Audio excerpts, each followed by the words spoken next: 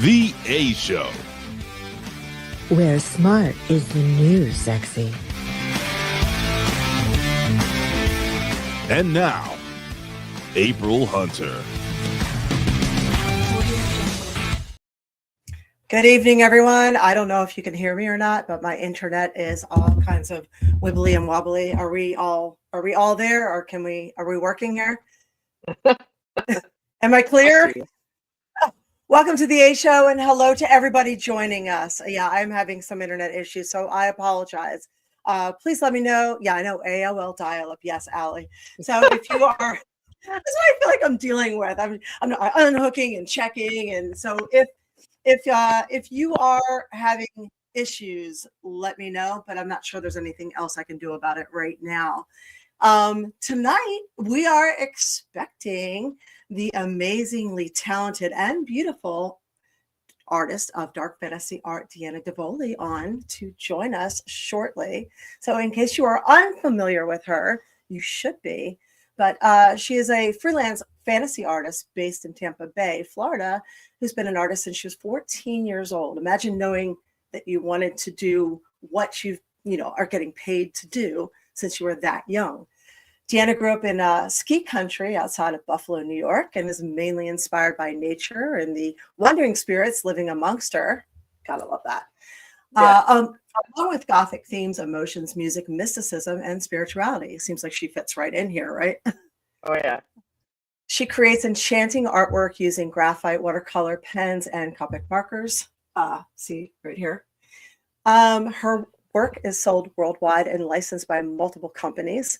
Deanna showcases her art at events like Bay Area Renaissance Festival, Sarasota Medieval Fair, Tampa Bay Comic Con, and Dragon Con. So if you are at any of those places, you can go check her out in person, and she's got an amazing booth. She's dedicated to creating beautifully dark art for life, hoping to inspire and enchant others. If you're not able to catch her and you're watching the replay, you can explore her world at deannadavoli.com. That's DEANNA, as in Victor, OLI.com. And one of the things we're excited to talk about, hopefully she can actually hear me when she comes on, is that she just did a Kickstarter campaign. So that should be fun to talk about. So we will bring her on very, very, very shortly. Wanted to say hi to everybody. Can you hear me? So I'm seeing freezing, blurry. Eva's clear. Yeah, I'm on Spectrum. Eva's not. So the irony is that I called Spectrum yesterday to ask about a renewal of my plan. And when I didn't decide to go to a higher plan, it seems like my internet is now weird. So. Go figure. Oh, okay. Right. So, yeah, I'm seeing that I'm blurry, I'm glitchy. So I guess Eva might be doing the majority of the show. So anyway, I wanted to say hi to everybody in case, my internet ditches. Hello, Ricardo. Michael, hi. Alex, hello. Who else have we got in here? We have Allie. We have Winona. Hey. And I appreciate all of you coming in and everyone coming in. But yeah, the Spectrum is dropping things. So let's bring Deanna on so that maybe her internet works better than mine. So yeah, she looks clear in the background there. That's great. And I see Jamie. Hi, what's up? And if you're lurking in the background, we would love for you to sign in and join our chat too. So please do. Yeah. Hey. Hi. Welcome. Hello. So hopefully we did an intro for you. So hopefully, we're introducing you to people who may not be familiar with you. You have a beautiful background. I know. Thank you. As an artist, we always have portable walls. So it was just like this easy, 1, 2, 3. I'm just going to put up some of my walls that I already have. That's phenomenal. Nice. As I was thinking, so I put some of your stuff up. I have this one here. We did this one here. Thank you. So it's a little blurry, but yeah. Yeah, I know my stuff's all blurry right now, but can you guys see this? This is one of the tiles that I got from her at the Renaissance Fair recently. So much of your stuff, Deanna. Yeah. Thank you. You guys are spoiling me. Thank you. I appreciate it. So thank you deserve to be spoiled. Yes, thank you for joining us. I don't know how much you'll be able to hear or not hear, but I wanted to know how your Kickstarter went. So my Kickstarter is still live right now until Thursday morning at like 9 in the morning is when it's done. It's Okay. doing, I'm totally transparent, honest person. It's doing okay, but I don't really know if I'm going to make that funding goal. I'm at 60% right now. So I have still quite a ways to go. However, I am working with a publisher and, we're going to talk about a plan B, like maybe relaunching Kickstarter and learning from our mistakes if that happens. My husband has this wonderful saying. He always says, fail forward. And so if for some reason this fails, whatever that word even means, just learn from it and move on, and do better or do something, try something new or different. So if that's what happens, it happens. Of course, I would like this to make it.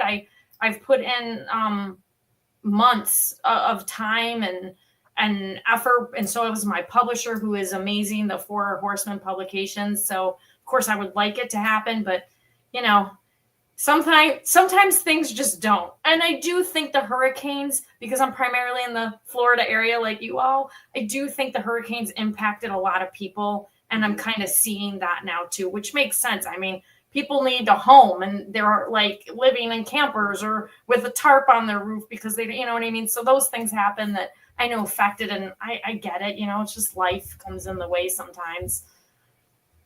Yeah, you're right. I mean, everyone's dealing with, actually, it's probably more than Florida too, because a lot of people are dealing with extreme weather and trying to put a roof over their head. So, I know you did a campaign that's an all or nothing, right? Yes. So if it doesn't hit the dedicated amount, you get nothing for all the work you've done.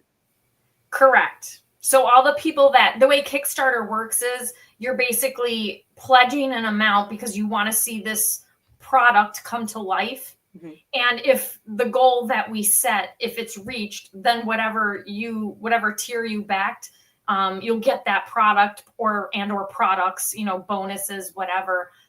If it doesn't reach that amount, nothing happens. Your credit card's not charged, so it's really, nobody's really at a loss except me in a way, as if it doesn't really reach that goal. But I mean, again, the point of Kickstarter is to kind of just help. It's like people putting the money up front for something that they believe in with me, that they want to see come to life, and helping give me that money to make it happen, as opposed to me having to put the money all up front myself to make it happen. Is there a link? I'm sorry. Yeah, I was going to say the same thing. Do you want to talk about it and tell us about it and tell us your link and everything?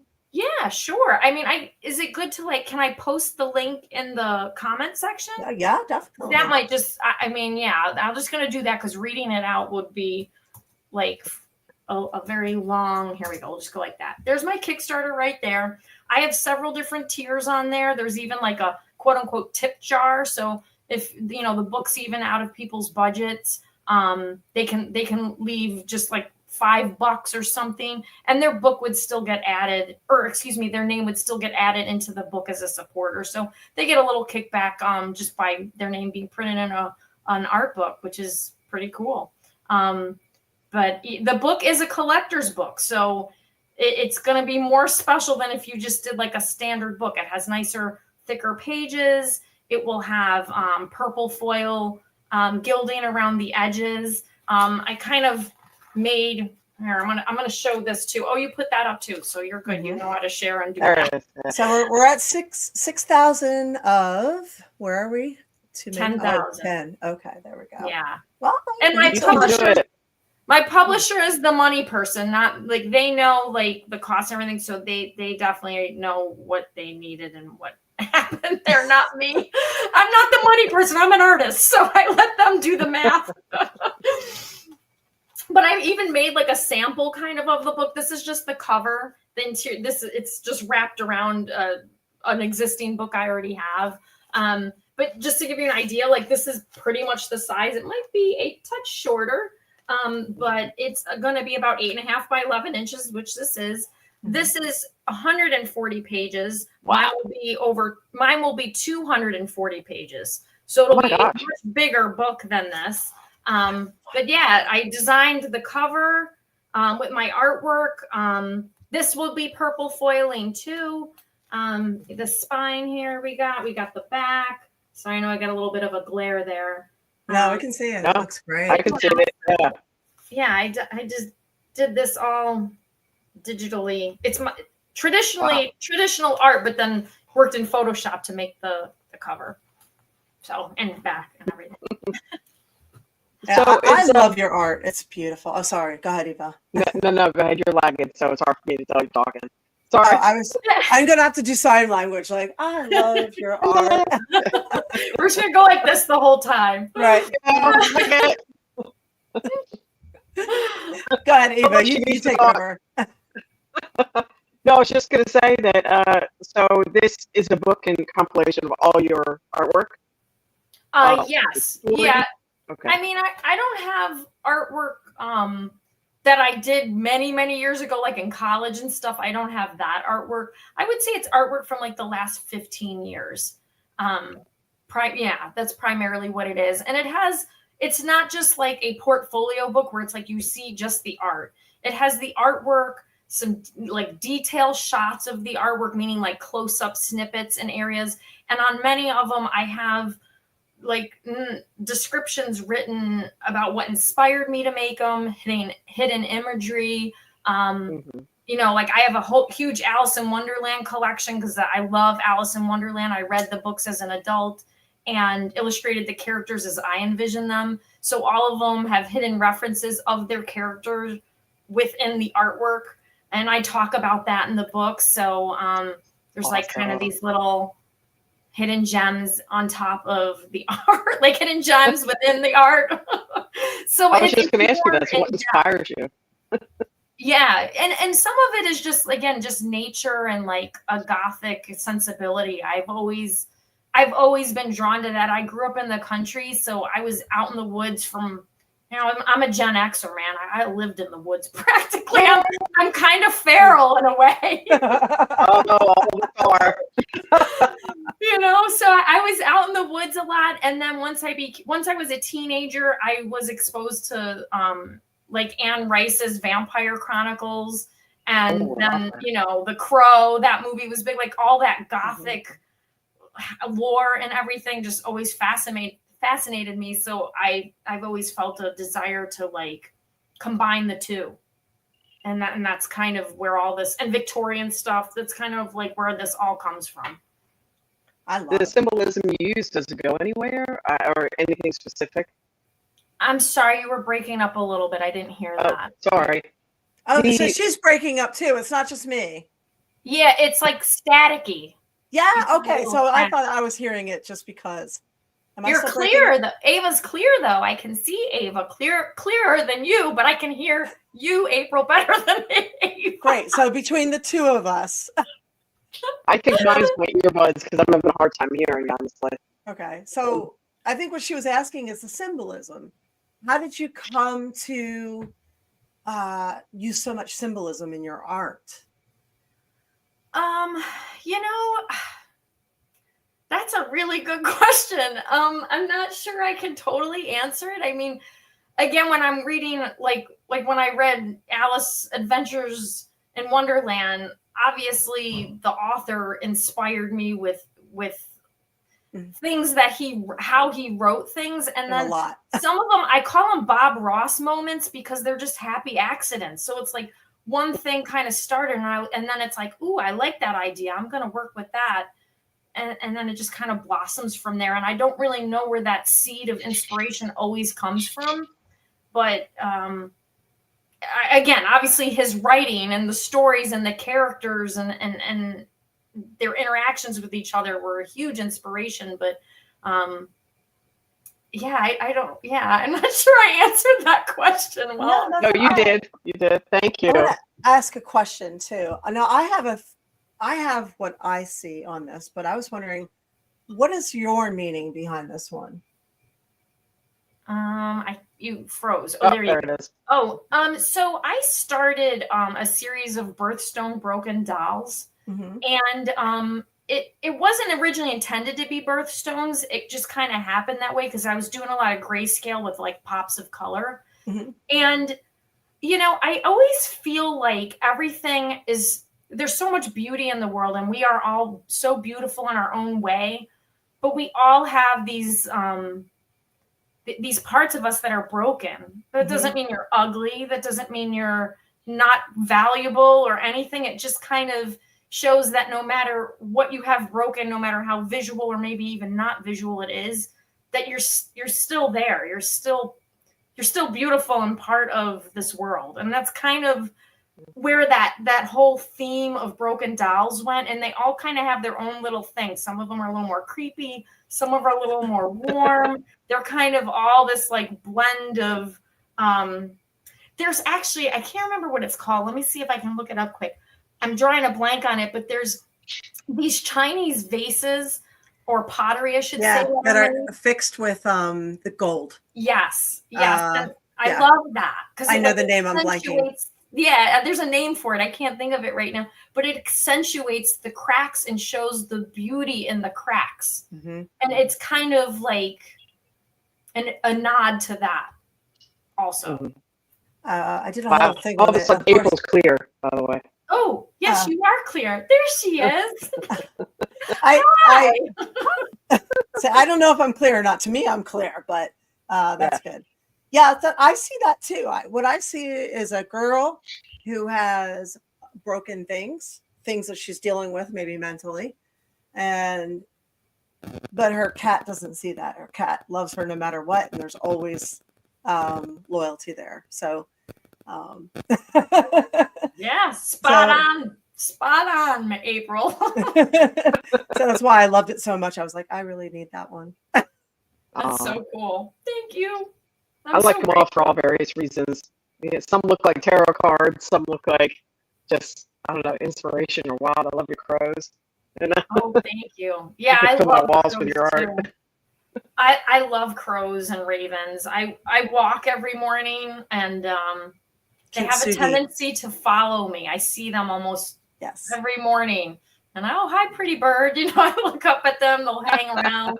So I just have a thing for ravens. I've always liked them. Well, they talk back. Great. Yeah, the Japanese thing is called kintsugi. Kintsugai. Thank you. Yeah, I didn't even know. I said Chinese. See, that's how bad I am. I didn't. You were the same continent. There you go. I was on the Eastern Hemisphere there.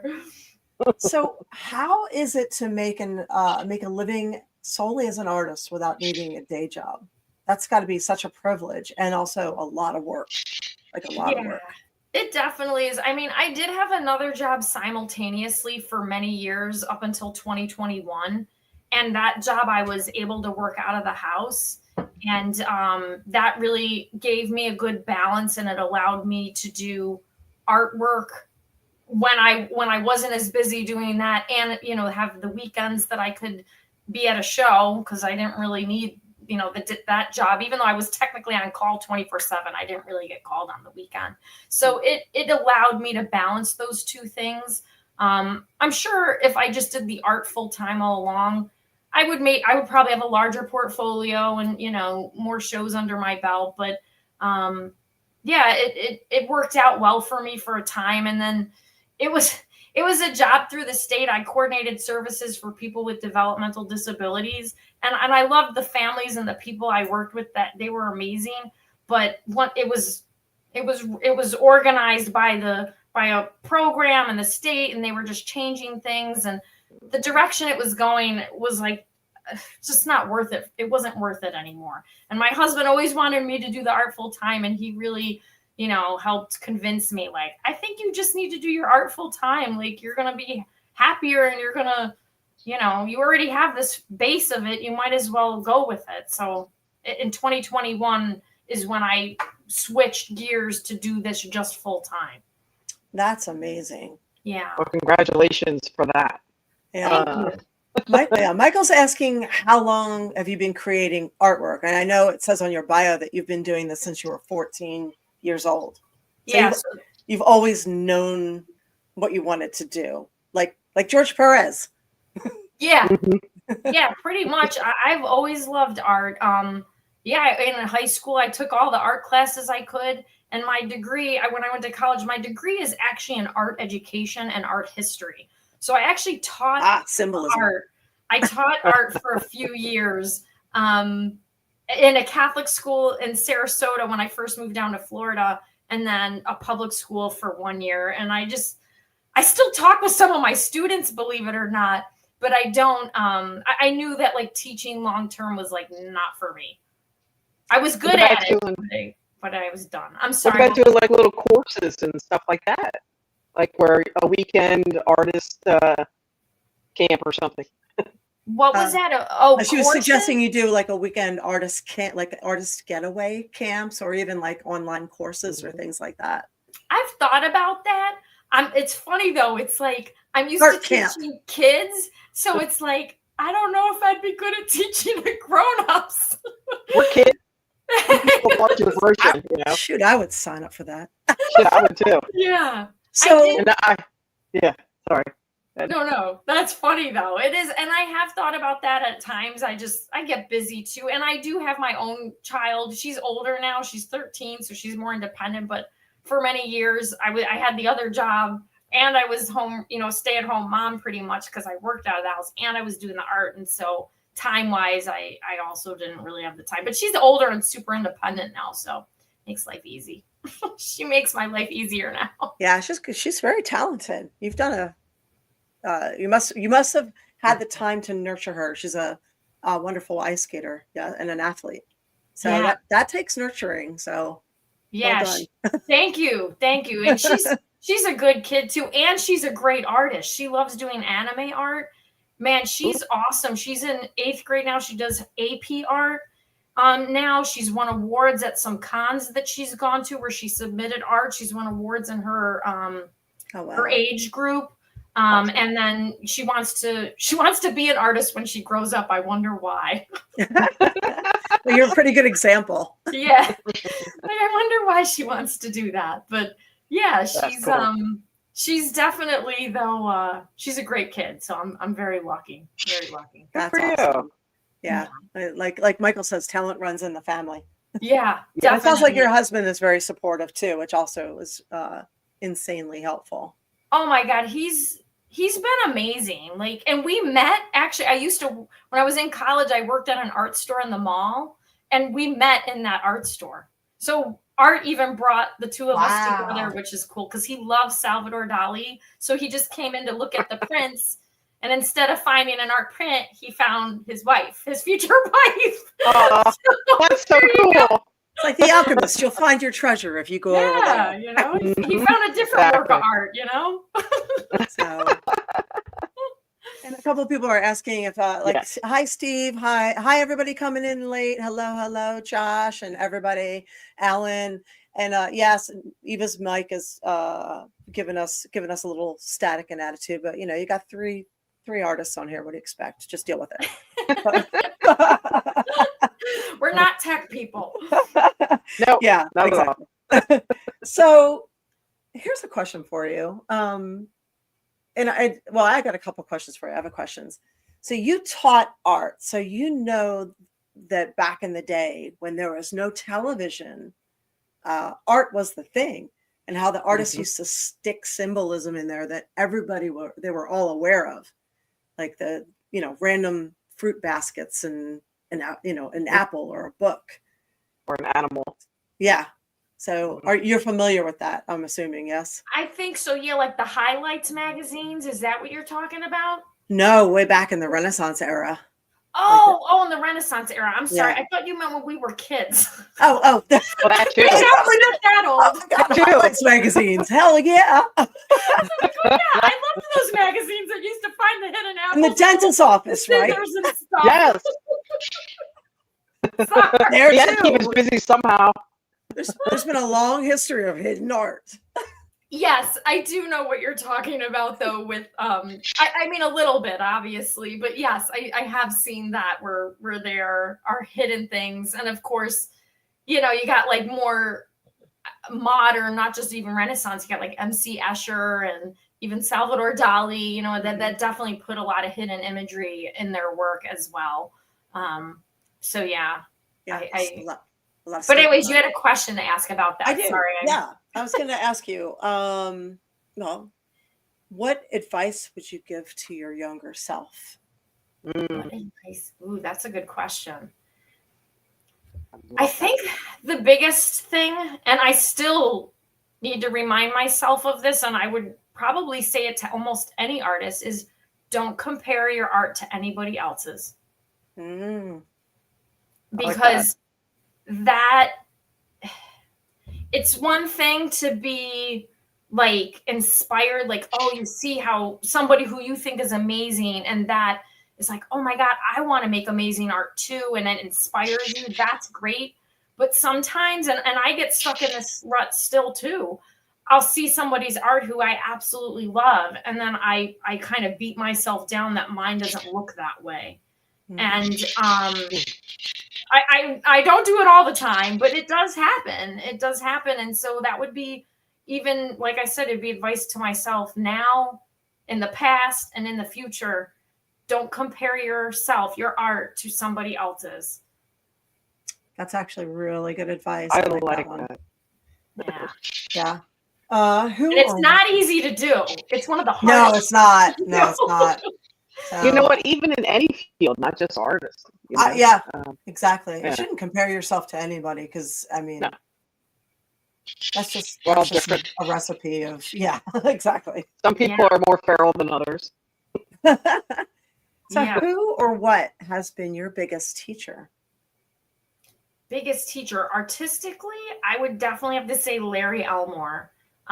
If you guys are not familiar with who Larry Elmore is, and some people, if you're a Dungeons and Dragons fan, he is one of the original D&D artists with TSR back in the day. Oh, look at, is he on your mug there?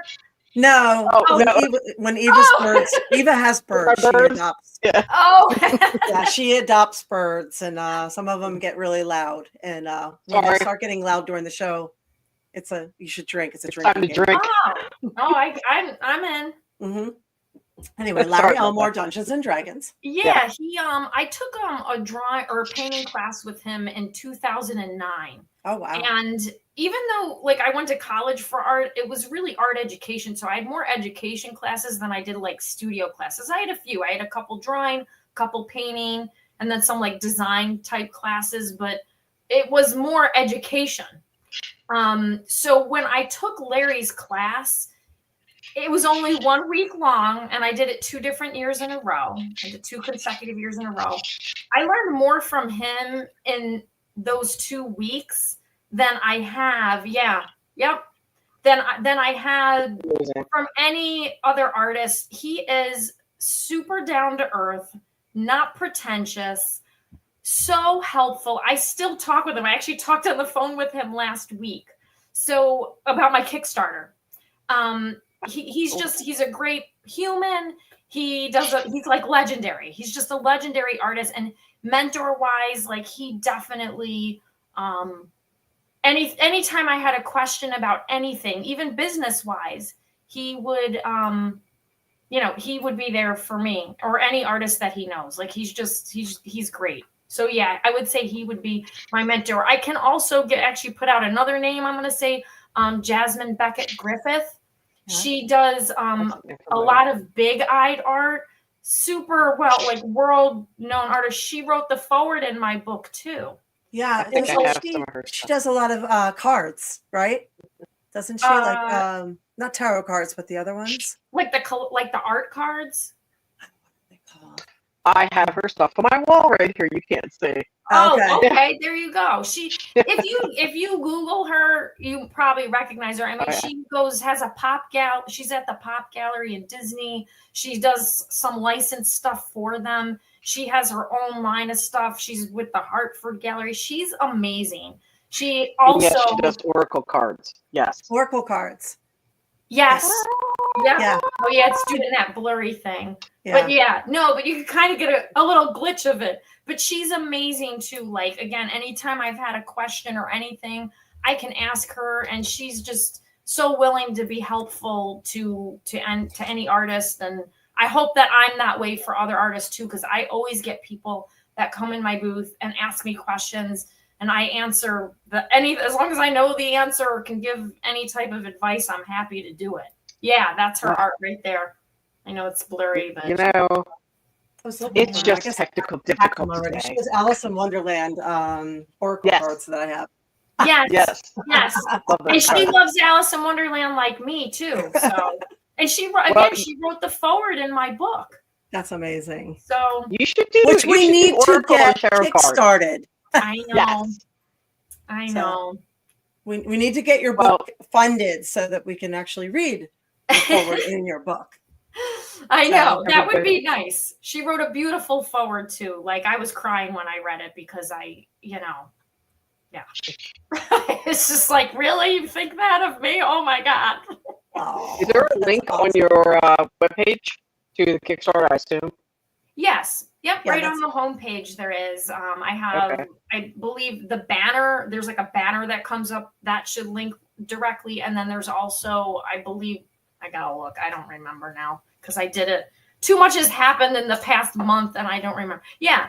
There's right in the banner first thing, and then right below like the scrolling banner, and I have a window that pops up.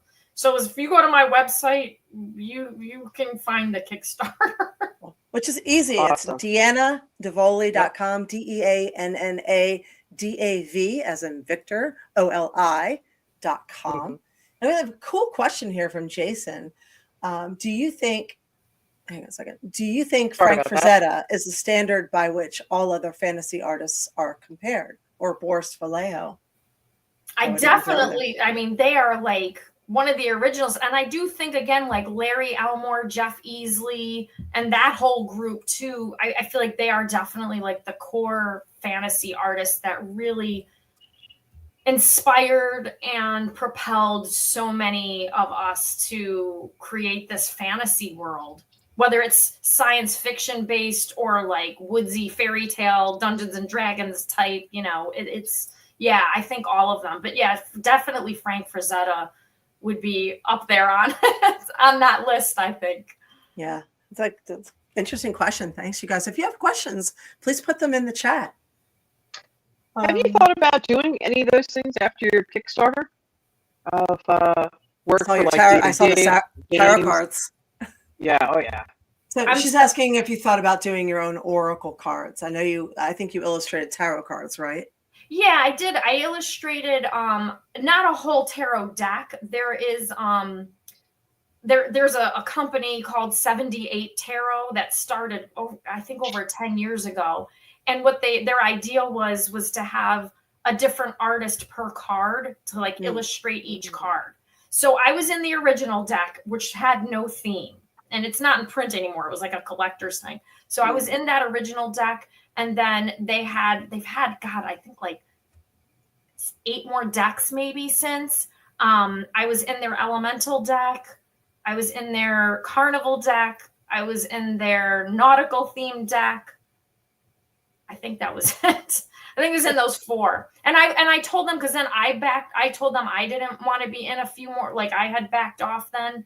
And I was just like a backup artist. Like if they had some people that dropped out or whatever, if they needed it, I just was busy with shows and I wasn't able to commit to the deadline that they had. And I didn't want to like be one of those people that like didn't provide what I said I was going to do. So yeah, but they're a great company too. They're all women owned. They started it on their own and that. So yeah, so they're great too. Could you not use the art that you've already created and to create an oracle deck of your own? It's so funny you say that, because I was just talking to another artist friend today about Kickstarter. He's had like some amazingly successful Kickstarters. And that was one of the things he mentioned to me. He's like, do you ever want to do an oracle deck or tarot? Yes, you do.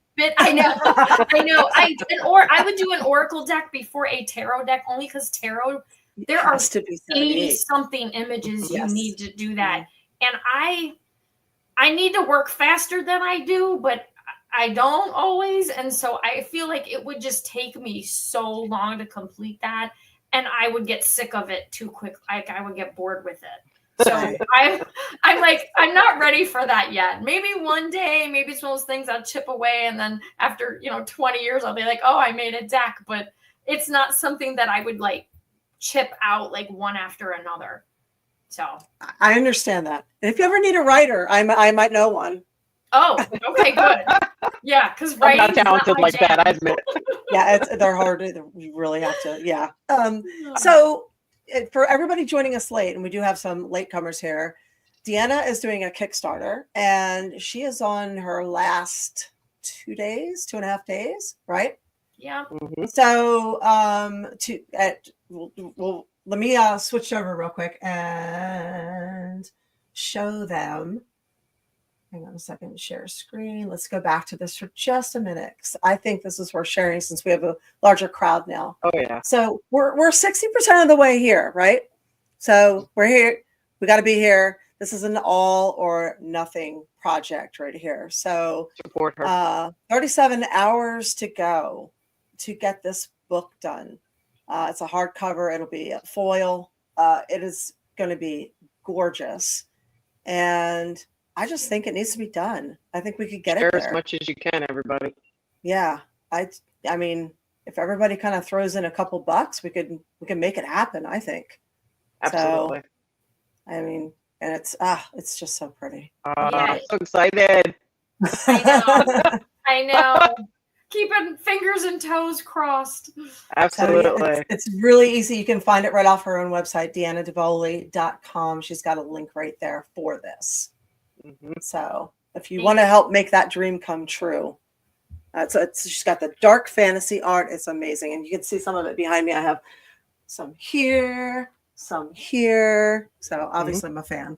And I'm a fan of you too. I mean, you know this.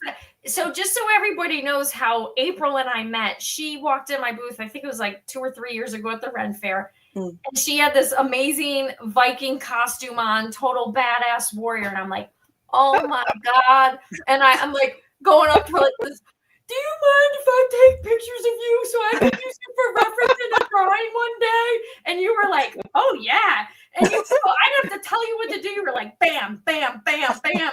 Did all these awesome poses. I remember that. Yeah. And again, it's one of those things. I do a collection. And then it's like, when I'm ready to do a Viking, Native American type of thing, it's like, that's where I'm going. Just Hell like yeah. I'm working on Alice in Wonderland. So, it would, however the tides shift for me creatively, but I have it and it will come to fruition one day. But yeah, you were so amazing and friendly and willing. So thank you. No, I would love to do that. My mom was an artist, and she was so talented. And this is one of the reasons why I love artists and love backing them up as much as possible. She went to Art Institute of Philadelphia. And she did some greeting cards, she did murals, she did pen and ink, she did pencils, she did all these amazing things, and she just didn't do anything with it.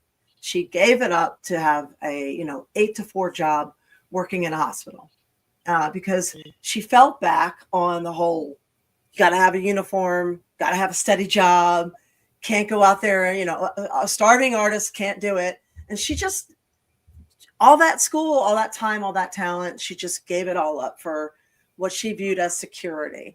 And she just never really, achieved her dream. That was the time, though, Yeah. All of our parents, that was the time. It was like you had to work. Or same with the kids, you weren't allowed to do anything for yourself that you enjoyed. But my mom was a stay-at-home mom at first. So she didn't have to give it up. She just did eventually. Wow. So, yeah, I just, I always wished that she could have done more with it. And I love the fact that there are people out there who are, jumping and, jump and let the net appear kind of thing. So I love the fact that there are artists now that understand that, you don't have to starve. You can find ways, you can do this. It can happen. Yeah. So I believe that the minimalist movement was a way to make everything ugly. Yeah. I agree. And boring. for like 10 years, I'm like, I'm not redecorating my house because I have too many things that are cool and special, and I can't do this minimalist shit. Like, it's not happening. I don't like the minimal. I mean, I what do you call it? I can admire it, but it's so cold and there's no personality there. I love when I walk into somebody's house and there's like collections of things from all over, and it tells a story about who the person is. So I need to have you over at my house one day because I got all kinds of cool collections. I would love to. Like, I don't collect things, but like little, like I love going to estate sales. I love treasure hunting and doing that, and so does my husband. And we'll find like this weird tool. Like, people like that. Oh, it was a engineering tool that did this and this, and it's like, oh my god, I need that. I don't know why, but it's something bad's going to happen. It speaks to you. Cherish it. Yeah. It speaks to you. Yeah. And I understand that. Yes, I very much understand that. Yeah, her house is like that. She's got the most this whole room behind us. Yeah. And she has an entire medicine cabinet, a tall one, full. It's glass medicine cabinet. Like, it's a cabinet, but it's full of old medicines and like. You can see it now. There it is. Yeah. So you can see the there it is. That one in the corner. It's full of like 1800s, early 1900s. Quack medicine, all kinds of stuff. Yeah, quack medicine. Like, when they say blowing smoke up your ass, she has the thing that they use to blow the smoke up your ass. Don't give away all my secrets. Oh my God. That's why I blur it though. There's so much shit behind me because there's no exactly like one thing. Oh my God, I love it. Winona's asking, what is your favorite subject to draw and why? Well, I can't say there's just one specific subject matter that I like to draw, but there are a few things that I would say are fit within this bubble. Women, I like drawing women, animals, and I like most insects. I like drawing insects too, but I am afraid of spiders, so I haven't got everyone. When are you going to draw a spider? I don't know. I don't want to look at one that long to draw it. So that's the only one I have not drawn yet. May I suggest the Cherokee spider? Oh, are you familiar with it? The Eastern Band Cherokees have a certain type of spider that is symbolistic of their origin start. So it's the grandmother spider that carried the fire. So it's a strange kind of thing, but to use that spider, it's a symbol of carrying the life and carrying the fire. So if you get a chance to look up the Cherokee spider, it's a little bit strange, but if you're into symbols, that one's interesting. I've never. If you ever go into spiders, and you can make something of that, maybe. And it was called the Cherokee spider. Yeah, the Eastern Band Cherokee Native American spider. Is it fuzzy? I don't think so. Okay. That's where the tarantula thing, I don't think so. Any long legs in that, like that doesn't bother me. Like even when I go to the Tennessee Ren Fair, there are tons of daddy long legs and I just pluck them off my tail. Like that doesn't bother. But like a big, hairy, like chunky leg thing, like Shelob from the Lord of the Rings. I'm sorry, but I am no. Not my jam. Indian spider, is that what you're saying? Native American Cherokee spider. Yeah. Sorry, it's totally botched that. Are you looking it up? I am. You're gonna pull it up? Oh God. I am. Yes. I might walk away. If I see a picture, I'll be like, all right, I'm out. Let's see. Well, okay, I won't do that to you. No, I'm just joking. Here's an art depiction. You'll see it now. My blur's off, but I mean that doesn't bother me. But that's cool. I don't know what the real one looks like. You could do way better than that, I'm sure. There's a lot of art depictions of it. That is cool. I mean, I love the art. We're all Googling here. Yeah. Yeah, it's like I love the art depictions. So it's usually pictured with fire. Oh, that's I love it. Cool. Yeah. Oh, I could see some awesome renditions you would do. Yeah. That's cool. Especially because we're on the East Coast and there's more Cherokees on the side than out in the middle of whatnot. But anyway, yeah, I've seen it like that before. Yeah, just plain. Yeah. Yeah. That's cool. yeah. That's cool. Like even just to see that and know what its reference is too. Like I didn't know that. So Yeah. that's cool. So here's another one before we won't hold you too much, but just basically, what does success mean to you?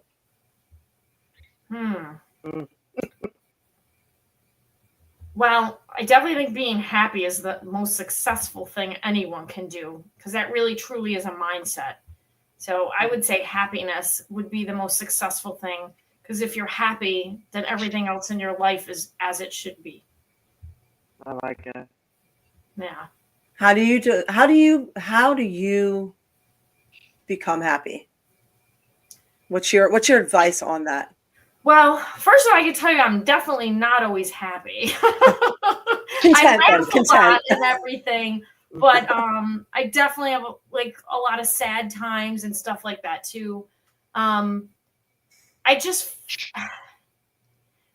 like, okay, and I don't want to like get into this a lot, but it's in reference to what we're talking about.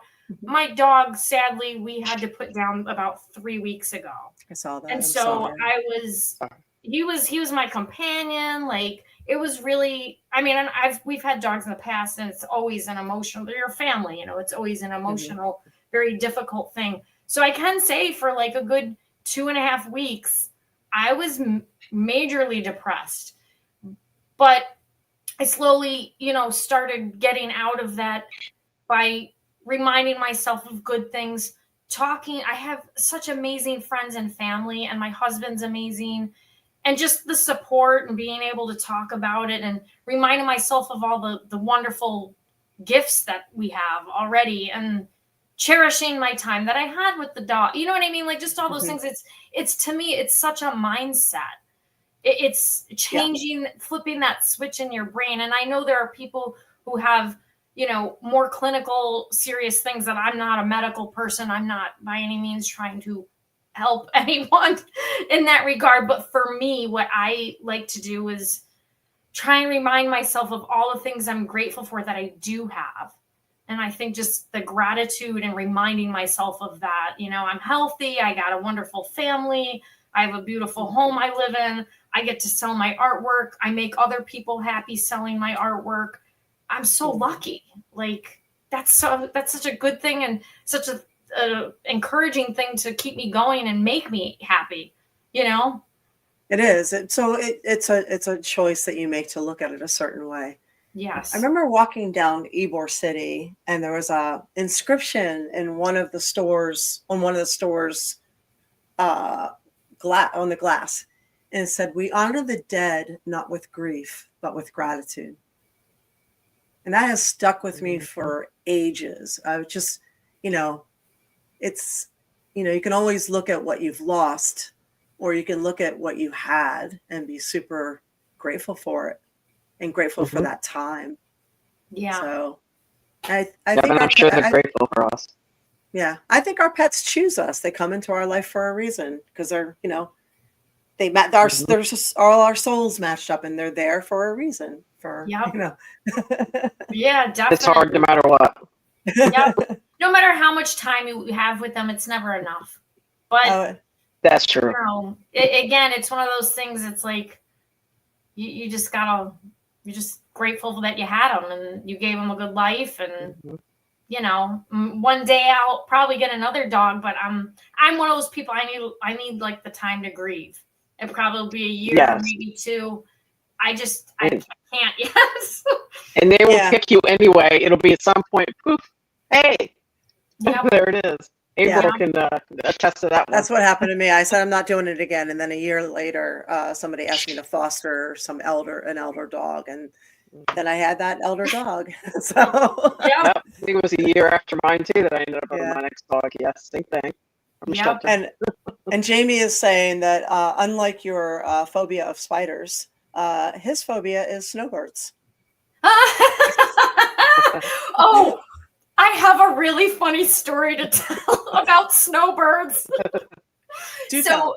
So my husband's parents are from Italy. They are amazing humans. I love them to death. I'm so lucky. I have such wonderful in-laws. But they have like, you know, they do have still, even though they lived in America for 30 plus years, they do have still that heavy accent. And this is like, God, 15 years ago. My father-in-law, they're from Buffalo still, so they live in Buffalo. And they came down to Florida, and we went out to dinner with them. And the waitress brought the bill, and, you know, we're looking at the bill, and we saw that she charged us like an extra thing, like extra meal, whatever. And he looks at us and he goes, well, what do they think of we, snowballs? And my husband and I looked at each other, and we were like, snowballs? We're like, you mean snowbirds? And he goes, yeah, that's what I said, snowballs. And we're like, oh my God. So now every time I see snowbird, it's like, nope, they're snowballs. Snowballs. Oh my God. You should draw some kind of art for that. Yeah. Oh my God. Yeah, that's my father-in-law's. They're so great. I am very lucky. They're great people. That's funny. Well, good for you on that too, because, you know, coming from an Italian family, it can go either way on Italian in-laws, I'm sure. Yeah. Oh yeah. No, they're wonderful people. Like I couldn't ask for better family to be married into. So yeah, you're lucky. Very lucky. Yeah, I am very lucky. You're very lucky. Very lucky. Yeah. No. So what do you have coming up soon? Anything, or you're gonna be? Yeah, actually, I do have the Tennessee Renaissance Festival coming up. That starts in May. It's all the weekends in May. So I drive up there. I'm there like I'm there every weekend, but I drive up the first weekend, and then I fly back home on Monday, and then I fly back on Friday. I work the weekend. I fly back on Monday, fly back on Friday. Wow. And then I'm there the third weekend, and then between the third and fourth weekend, I stay with a friend of mine in Atlanta, like right near Atlanta. It's about 3 hours away. So so that's May for me. I'm all over the place. Wow. That's a lot of work, but yeah, it is. And I do it all by myself. Like, my husband's an engineer, so he can't take off of work. He'd love to go with me, but he can't. So it's a lot, but again, I would rather be doing this any day than something else. So yeah, you know, working for somebody else. And yeah, and my job too. I mean, one thing about it too that I do kind of like, I know some people, it's, you know, and when you get older, it gets harder in that, but like, I'm very grateful that, like, it's because I am home sitting around a lot if I don't exercise. And I do like that it like keeps me active. It's like, oh, I got to lift all these bins. I got to set up my tent, and I can pretty much do it all by myself. And I like that. I like being independent. So yeah, that helps. Sorry. I thought I turned this off and it's dinging. Oh, that's all right. That's enough of my birds, you know. And you've heard. Yeah, or my dog barking. That was probably going to happen too. Oh, I didn't even hear your dog. He actually went into the cage tonight. It was a shocker. On his own? Wow. He's growing up. Gentle encouragement. I have a corgi, and he's very loud. Oh. He's very. Matter of fact, I read a children's book about it, and somebody said an idea. Perhaps Deanna could illustrate April's next children's book. Oh yeah. So he's just so loud. So Is Max in the corner? Yeah, Max is sleeping. So. Aw, that's great when they're your like office buddies. It's great. They are. Yeah, I never do a show without them. Hang on, let's see this. Oh, you got pictures or video? I'd love to see. Right there. Oh, buddy. Look at that. I love he's just sitting on the couch with you. That's so he cool. just sleeps the whole time. So yeah. I wish mine he's did. He's just waiting for dinner though. Oh. Well, if reincarnation exists, I'm coming back as a beloved pet, man. I'll tell you that. I'm gonna come back as a bird so I can shit on people. I'm kidding. Sorry. I got some making up to do there. Awesome. Oh, I love that. That's so great. Oh my god. Peter's asking, hi Peter, what's up? Peter Vinton, who is a really amazing artist in his own right, he's asking if you've ever gotten as far north as King Richard's Fair in Massachusetts. Your work would fit right in. No, I haven't. Would love to do more fairs up north. But I can't be gone. The reason I'm able to luckily do Tennessee is because my daughter's older now. So it's like she gets off the bus, comes home, like I don't need to be here. She's, very self-sufficient that way and independent. But to do some of those fairs up north, they're like 7 to 10 weekends. So I don't really have the means, just like the Bay Area Renaissance, it's 7 weekends. I don't have the ability to be gone that long right now. I'm hoping one day that would be more feasible.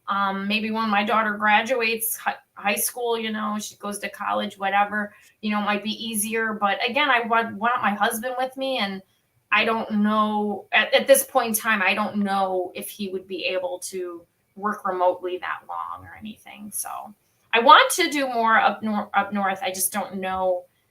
I don't know if it's feasible. How feasible it is. Yeah. I have tried to get into, because the Maryland Renaissance Festival has guest weekends. And so I have applied for that for about 5 years now. And I've heard it's so hard to get into. Like, there's just a really long waiting list. And, maybe they already have 10 artists. They don't want another, artist. I don't know. But I know friends of mine who applied. It took them 8 years to get in. Now they have it's an amazing Renaissance festival. And I could do, because I'd be, 2 weekends or something would be doable for me.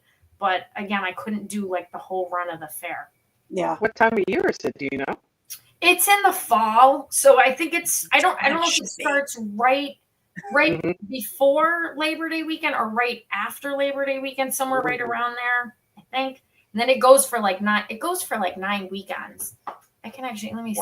9. Oh my God. Yeah, it's I'm going to be looking that up soon. It goes, let me see here. Let's see if it's on their website. Sometimes they don't update. 2025. Oh, wow. It's actually August. So yeah, it's right before. It goes from August 23rd is the first day. And then the last day is October 19th. That's what I'm thinking too. That's got to be hot as hell. That's almost as bad as ours. Yeah. Oh, shit. It should be like October, November. Yeah. Peter's saying Maryland is probably the East Coast's biggest show. It is truly amazing, but yeah, very hard to get one's foot in that particular door. I'm still trying myself. Oh, cool. Yeah. What is Peter? What do you make? He does. Go ahead, Peter. He does a lot of sketches, comics. What are they called? He's done all my Christmas cards every other year. So all those really cool Christmas cards I send out with all the superheroes and various renditions. Any of my fans have got my Christmas cards. That's Peter who has done them. Oh, cool. Okay. I love that. That's awesome. I said Peter. Yeah. Cool. Still true. So see, he and I are competing against each other. Apparently there's a lot of artists trying to get in. So maybe, they have to limit, I don't just going back to what my husband said, it's like, just fail forward, it's so I didn't get in this time. I'll try next time. And if I never get in, then I never get in. I got all these other shows I do, It is what it is. Well, your art's amazing. It is. It really is. So you have 2 days left on the Kickstarter before we won't hold you up any further, but before you go, tell people how they can support you. She's 60% on the way. She's more than halfway. It's an all or nothing campaign. Let's make it happen. Make it happen. Got some cool prizes and rewards and stuff there too. Yeah, I mean, it's going to be a collector's book. That's the thing. So this isn't going to be like a book you're going to order off of Amazon. That's like your basic book. It's going to be the bougie one. So it's going to have, the foiling. It's going to have nicer quality paper, the foiling around the edge and the writing. Again, this doesn't have the foiling because this is just like a sleeve I printed to put on. But all this will get foiled. All of this will get foiled. And it's thicker than this. So 240 plus pages. And there's forward written by Jasmine Beckett Griffith, depending on, and actually anyone who backs the book, even if it's like the tip jar, so to say, your name is written in the back as a supporter. I have some of photographs of the models. that I used for reference for a lot of my pieces. There's reasons why I made the art, inspiration, things that are nowhere on the internet, nowhere on my website. They're meant for the book. And so that's what makes the book extra special. So it's an exclusive situation with all the good stuff. So go to DeannaDavoli.com and click the link there, and you can support it, and we can make this project happen for her. Okay? Absolutely. Thank you. Look forward to it. I do too. I just realized I have this exclusive bookmark for it too that has purple foiling. This is This is the front.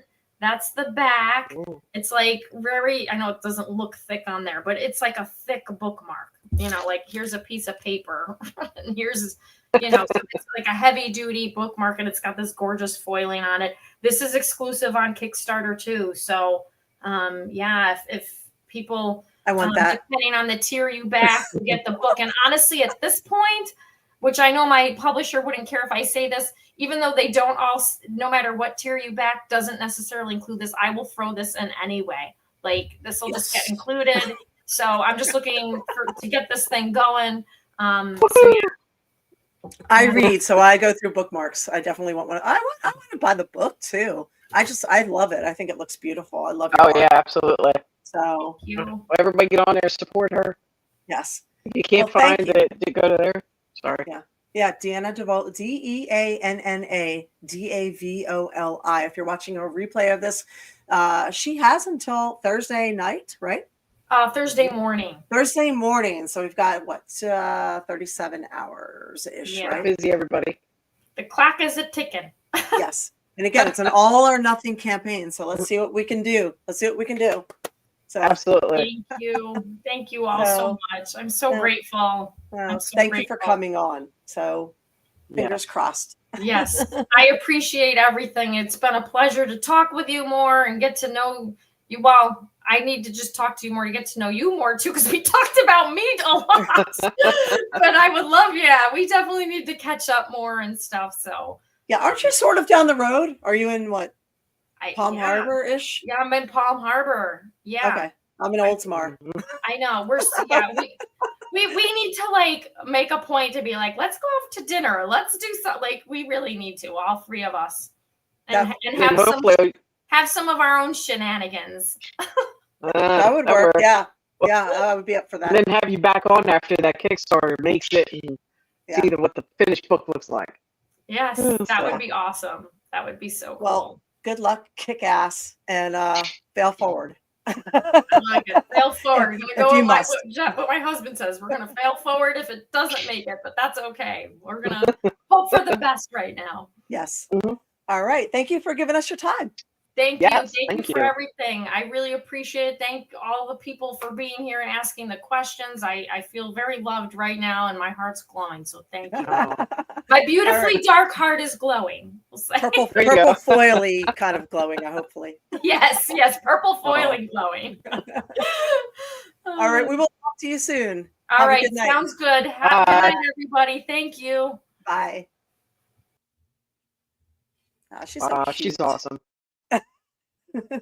So you're still bubbling a little bit. I'm hearing things crackle in my ear, so it's got to be something with my headphones. I think it's your internet. I'm sorry. That's all right. I don't think it's the internet. I think it's my earbuds because I'm hearing things weird in there. Okay. What about wired ones? So far up. Huh? What about wired ones? I have some. I'd have to change the settings, so I'll have to do that for next week. I'm sorry. Oh, we missed a fanboy comment for Deanna. It says from Peter. It says, "Thank you for hanging out with these awesome ladies, Deanna. Incidentally, I never tire of your Luna moths. Every time you depict one, it's just so compelling. Gushy fanboy moment. Sorry, don't be sorry. That's awesome." I have one of the Luna moths. Yeah. Do you? Yeah, I have it on the wall in the other room. So I like the broken doll stuff because I don't know, I have another one on my wall out there with the raven. So I love that. So I interpret that as somebody who, struggles with mental illness or mental disorders, but still manages to put on a smile and make it work and get out there and get dressed and do it. And, you know, that's me some days. So, no, that's never. But, you know, there's always an animal there. So the animal's always, you know, the sidekick. So what's coming up for you? For me? What about you? I'm going on a girls' day vacation, and I'm not going to be working for a couple days. And I've been working nonstop for months and months and months, and I'm exhausted. You need a break. Good for you. Yes, and I want to do nothing for really a week, but I'm going to do nothing for like 3 or 4 days. 4 days? So, Was it 4 days? 4 days? Yes. 4 days. It's far. Thank you, Lord Demon. And everybody who came on, we didn't get to say hi to, like Dreadpool and Jason and who else did I miss here? I missed a couple of you because I didn't want to cut in. Yeah, no, we said hi to Allie. We caught him. But yeah. And Winona, I'm with you. I want to come back as a mermaid too. So I'm still a bird. I want to shit on people. Randomly. People that earned it. Not the good people. You could be like a karma bird, you know, just exactly. Oh, no. What you need to do is catch the ones who are driving the speed limit in the left lane, who won't move over and shit all over the windshield. or the asshole who has that fancy car that washes it outside and he's not nice to all his neighbors. Whoops, poop. Yeah. Hi, Lori. Lori says she bought a few of her pieces with you too. I remember that. So yeah, that's right. Yep. Yeah, I think we I got a bunch of little things too. I got what is it, that you put your cups on? I got them out in the living room. Yeah. The things. The the water catchers. Oh, yeah, speaking of the water catchers, what are those things you put your cups on? Yeah, that. You know, the things, just the things. Yeah, the things. It's been a long day, sorry. So here's a trick. You still don't know? What? We still don't know the name of this? Water catcher. Hey, come on, it's been a long fucking day. Come on, you can do it. Nope. A fucking coaster. Cup holder? It's a coaster. All right, leave me alone. All right. Yes, it's a coaster. So, hey, thanks, Michael. Coaster. Yes. No, I got that one before. Oh no, it was Michael. But yes, it is Michael. Thank you. So here's a trick for you guys. So, speaking of memory issues and having long days and us getting older, and anybody who's dealt with concussions or any kind of brain trauma. Here's a trick. You're going to do it with me, all right? Because there's a middle part of your brain that does not get worked out, and if you don't do certain things. And if you don't work at things like sign language, that middle part of your brain is responsible for memory. So, what kind of sign language? No, real sign language. Oh, sorry. No. So try this with me. Thumbs up, pinky up. Now switch. You guys do it at home too. Nope, you have to do it accurately. Switch. Shit. Switch. Wait. Here we go. Okay. See, that's what I'm telling you. It's a lot harder than you think. Nope, pinky. So here. It's gonna get bad real quick. Are you gonna be doing this while you're on vacation? I do it every day, multiple times a day. You're supposed to do this multiple times a day, and you have to do it accurate. So when I was first doing it, I was doing it like this. I was going like this. So you train your brain out. It is embarrassingly difficult. It is. But this is something that staves off dementia and Alzheimer's. So, nope. There you go. So try it here. Okay. Oh my God, this is gonna kill me. And the point is to do it as accurately as possible. And then once you master it, then you start going fast. Well, see, that's why you're smarter. I'm not smarter. Well, you said it's the frontal lobe. See, I'm doing it right. See, I forgot to put my thumb up.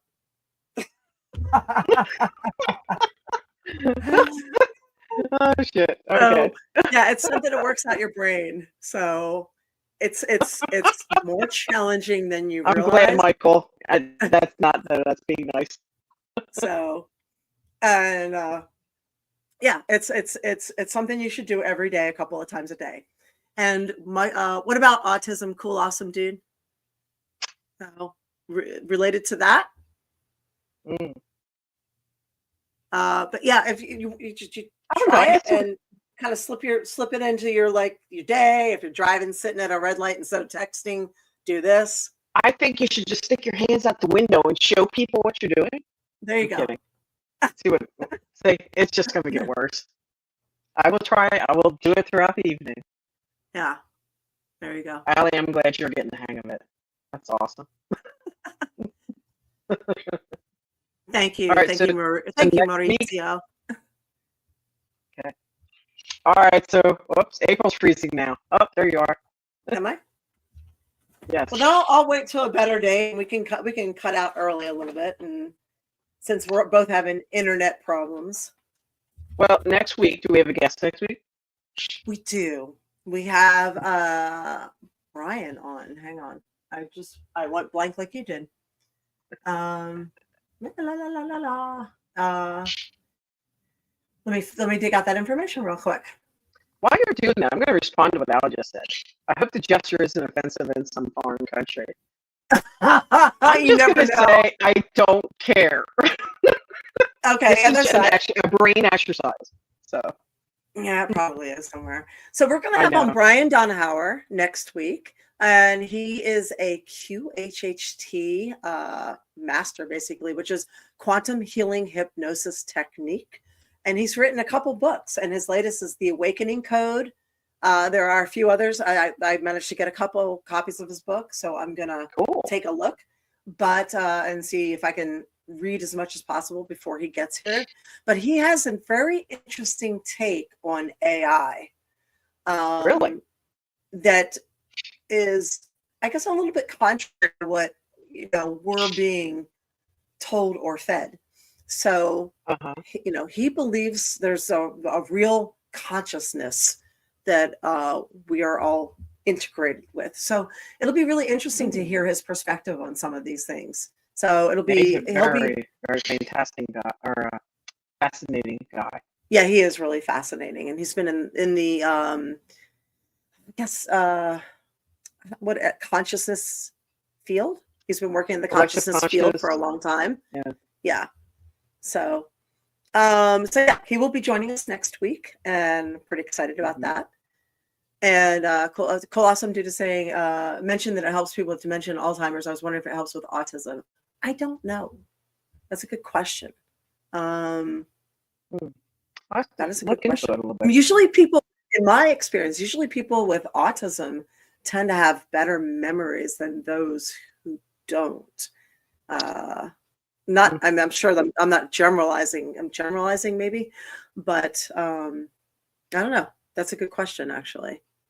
It is. So I'm gonna the fellow at work. I'm gonna work that with him tomorrow and see how he is for that. I wonder if he'll just pick it right up too. Yeah, I can ask him. Yeah. Is he higher up on the spectrum than we are? He is pretty high. He's functioning. Yeah. I like him. He was a crack today. He's got no filter, which is even better. So. Well, see how he does with it. He'll probably kick ass with it. So a few things I'll float at the bottom there. Don't forget your sponsor. That cold. Yeah, and if you came out, by the way, to GrappleCon this weekend, thank you very much. It was really an interesting convention, and it was it was called Glory Days, so they got a lot of the old WCW talents together. So appreciate for those of you who came out, that was pretty awesome. How'd you like it? How'd it go? It was a shorter convention, so it was not bad. It was not bad. So it was different, it was different. One of the things that's, by the way, we'll go back to gold in a minute. One of the things that's a little bit strange or unusual is that a lot of promoters put like all the girls on a convention. I mean, I've seen this a few times across the board. They'll put all the women that they have from a convention all on the same advertisement, but they don't do that with the guys. So, and I always thought that was strange. I think that's just like a male promoter thing. So say if you have, well, I mean, if you have 3 girls on a show, right? For some reason, instead of giving each one their own thing, like they do with the guys, and these are girls that they're not working in a stable together. They're not a tag team. They're just like 3 random girls on a Comic Con or on a wrestling show or something. They'll take all 3 girls and just put them together and be like, look, we have girls on the show. It's like, it's so weird. That does sound weird. I don't know. It's like, did they take, I don't know, did they take 3 Asians and put them, like, we have 3 Asians on the show. We're going to put them all on the same flyer and say, we have 3 Asians. We got 3 black people on the show. We're going to put all the black people on one thing. We have 3 black people. Like the other girls that were there. It's so weird. Huh? Well, I could see if you guys had worked together to be on the same thing, but right, like we were in a tag team or a stable, like, but no, it's just 3 random chicks because the commonality there is that we happen to have, vaginas, I guess. I don't know. Or maybe even not that. Maybe just boobs. I don't know. You never know these days. You can't assume anything. So, well, did anybody throw any bits tonight for you to finish off with? No, y'all cheap asses. Nobody did. Yeah, throw your bits real quick. Otherwise, you're not getting shit. Hi, Benjamin. What's up? How are you doing? So, thanks for joining us. Better late than never, right? So yeah, if you want to stabilize your money, we have a wonderful sponsor on the show, and that is Wolfpack Gold. If you want to stabilize your money and make sure it, does not drop and it actually grows for you, your family, put it into some precious metals. That way you are securing your future, securing the future of your family. So go to aprilhunter.gold. That is not me. That is Tony. He is a wise wolf, veteran, trusted. They have everything. And for as little as $50, you can do a recurring buy. And if you choose to do a recurring buy, use code 1776 and you'll get some free constitutional silver. And they will take good care of you.